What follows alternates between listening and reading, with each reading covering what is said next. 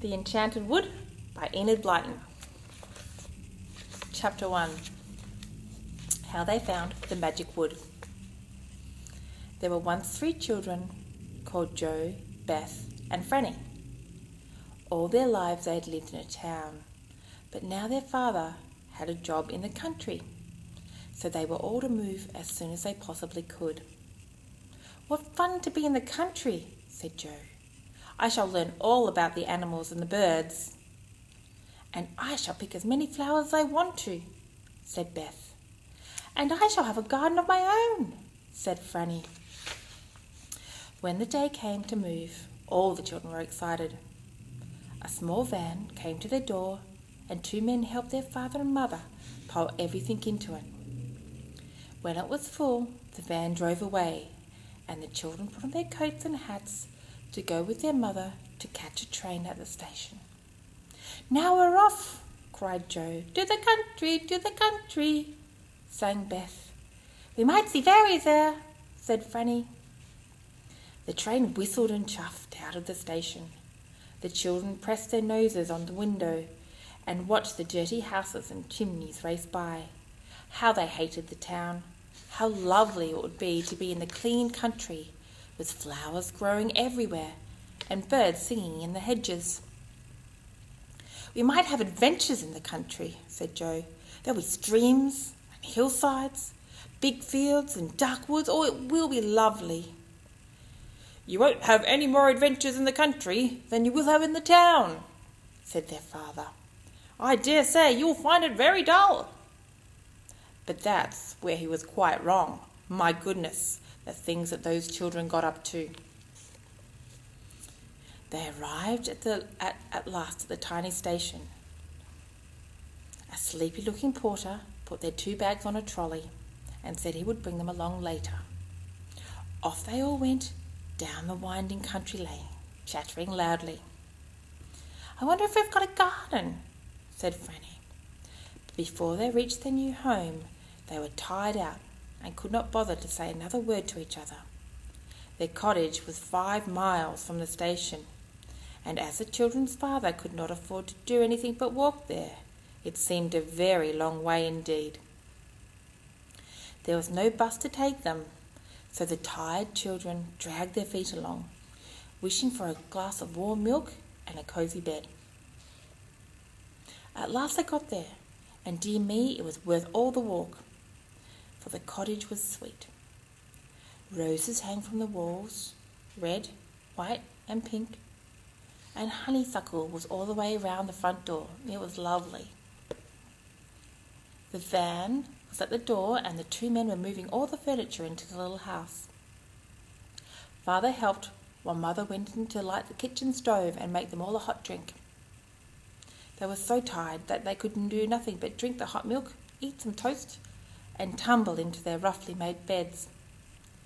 Joe looked out the window, but he was too sleepy to see properly.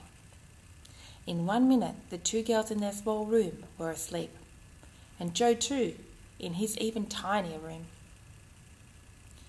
What fun it was to wake up in the morning and see sun shining in strange windows. It didn't take Joe, Beth and Franny very long to dress. Then they were out in the little garden, running through the grass that had grown so long and smelling the roses that grew all around. Mother had cooked eggs for them, and they ate their breakfast hungrily. "It's so lovely to be in the country," said Joe, looking out the window at the faraway hills. "We can grow vegetables in the garden," said Beth. "There will be glorious walks all around," said Franny. That day, everyone helped get their little house straight and tidy. Father was going to work the next day. Mother hoped there would be someone to give her some washing to do, so she would make enough money to buy a few hens. That would be lovely. "I shall collect the eggs every morning and every evening," said Franny happily. "Let's go out and see what the country round about is like," said Joe. "Can you spare us for an hour or so, Mum?" "Yes, run along," said Mother. So off the 3 children went, out of the tiny front gate and into the lane. They explored all round about. They ran across a field where pink clover was full of bees. They paddled in a small brown stream that chattered away to itself, under the willow trees in the sunshine. And then they suddenly came to the wood. It was not far from their cottage at the back. It looked quite like an ordinary wood, except that the trees were a darker green than usual.